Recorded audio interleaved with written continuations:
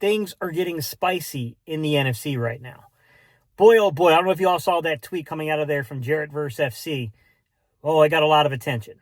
I'm not too sure if his intended goal was to essentially farm for engagement. And I'm not knocking him even if it was, just because, I mean, you're content creators. It's what you're supposed to do.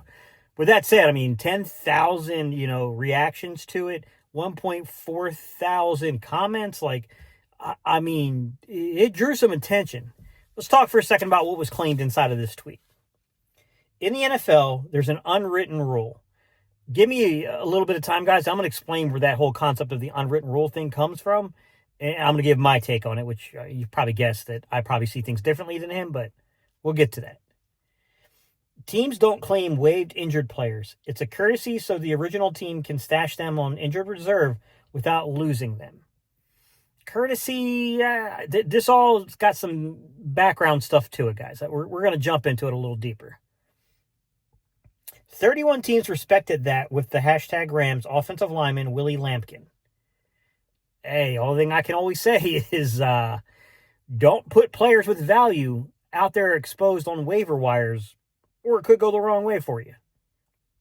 Howie Roseman broke tradition and claimed him. There's three terms, if you will, that stand out in this post and I think has to be discussed, right? The first one is this whole concept of an unwritten rule. The second part of this that has to be discussed is this concept of a courtesy. And the third part is about breaking of tradition, especially with regards to Howie Roseman. Where this all stems from, the origin of this story, as I know it, it comes from a supposed beef back in 2012 between Tom Coughlin and Bill Belichick. If you remember, Bill Belichick had just lost the Super Bowl to Tom Coughlin's Giants. And the Giants had a tight end at the time, their starting tight end at the time, that they had waived injured back in June, right before the start of the minicamp, right? Right before their OTAs, their organized team activities, I think is actually where it occurred there at, okay? This player was Jake Ballard. He was their starting tight end. And as you can predict, old Bill Belichick said, I don't care about your customs. I don't care about tradition. All I care about is what's legal in the rule book and the fact that you put him on waivers. So, following this whole situation in 2012, we got to keep in mind at this point in time, the Patriots were expanding into 12-man personnel, right? They had Aaron Hernandez and Gronk. So if you're putting a guy that they think has a lot of value as a third tight end or a second tight end that can back up injuries and things like that, I mean, it was in their wheelhouse of a position that they were going to value. You were definitely putting yourself out there. But I'll also be fair to say that, do I think that this was partially Bill Belichick trying to get back at Coughlin a little for the Super Bowl loss? I mean, all's fair in love and war. you know the saying, guys. Anyways, Tom Coughlin was asked about this, and this is what Tom Coughlin said. Don't ask me those questions. I don't have the answer for you. We are all disappointed. That's all. And they were asking him in regards to, like, why didn't you put him on the injured reserve, things like that.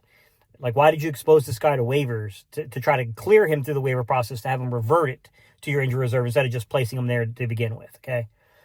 All right, it came back, and then they asked Bill Belichick the same question about, whether it was proper or if he had violated some kind of unwritten rule in claiming this player. And Bill Belichick had stated that, first of all, there aren't any unwrittens. If the player's on waivers, he's on waivers. So Bill Belichick saying, F your feelings. Like, it's legally binding. You put him on waivers. I'm going to take said player. Okay. Then it reverts back and they ask Reese, the general manager of the Giants, and Coughlin again about this situation. And then they closed it out by basically saying, when you put a guy on the wire, he's fair game for anybody. So, if you go back and you study the history of this, was there some kind of an unwritten rule that was violated? A gentleman's agreement? That's tough to say, man. I think, generally speaking, if it's in the rule book and you're allowed to do it, you're taking a risk if you do that. Like, this was not necessarily Tom Coughlin's fault. This was not necessarily Bill Belichick's fault. When Reese put him on the waiver wire, that was the problem, to be quite honest.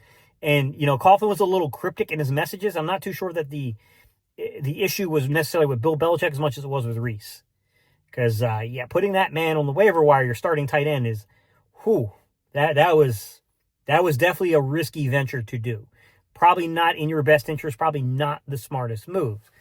Fast forward to today, and you ask yourself this question. If you know the Eagles, you know they value offensive line play.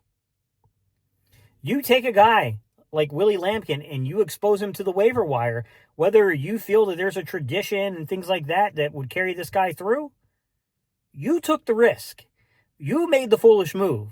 You can't be mad at somebody for seeing someone on the waiver wire and saying, yeah, that guy could actually be worth developing on our team. We don't mind putting this person on our 53 and then designating the injury reserve the way it's supposed to be done. And I know that the Rams fans will come in and they'll say, like, well, we had injuries at other positions. We had to use some of our IR designations. We really had no choice but to kind of do it this way. I would respond back by saying, there's always a choice. There's always a choice. At the end of the day, do I think Howie Roseman did something uncouth? Do I think he did something that violated the gentleman's club, the gentleman's agreement, if you will? I don't know. Personally, I don't care. Personally, all is fair in love and war.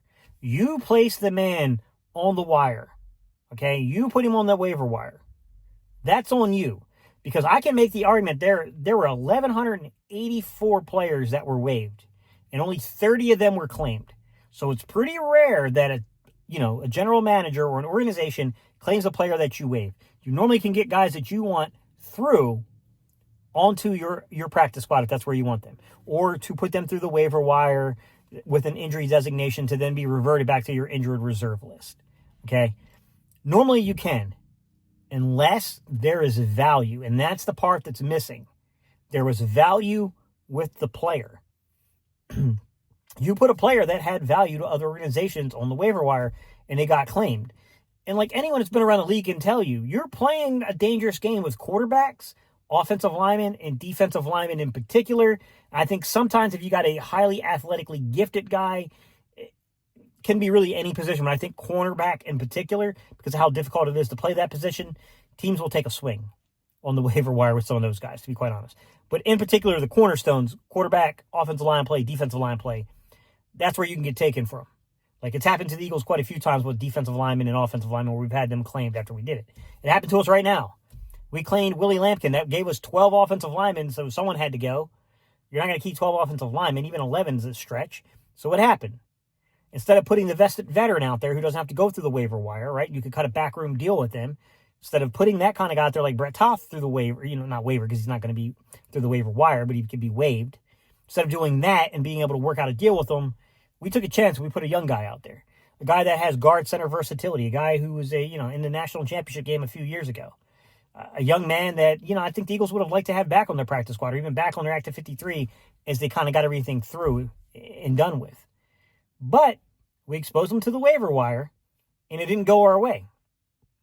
We're not sitting here complaining about Jerry Dingleberry Jones claiming one of our players. That's on us. That's on us. We made the mistake. And that happened as a result of the move we made with the Rams. So, to me, I think it's much ado about nothing. I think it's a lot of complaining, a lot of belly rubbing about a guy. You want it, and we get it. But you expose them to waivers, the Eagles saw value in them, and the Eagles will pursue value. And Howie claimed them. The Eagles love backup linemen. Cameron Williams, Hinton, right? The young man we just drafted at center to play back behind Cam Jurgens. Like, we're assembling a team with, some depth for the future. We put Miles Hinton on injured reserve before we cut him. So this kind of stuff couldn't happen. We pushed Cameron Williams through the roster when he probably didn't necessarily earn it off of merit per se. He earned it off of potential. He earned it off of future concerns at the spot. You know the saying, guys, you play stupid games, you win stupid prizes sometimes. I don't know what else to say. All right, y'all, don't forget, man, if you're new to the channel, don't forget to like, comment, and I would love to add you to the community. But you got to subscribe to do that. Hey, y'all, I appreciate y'all so much, and I'll see you guys on the next video.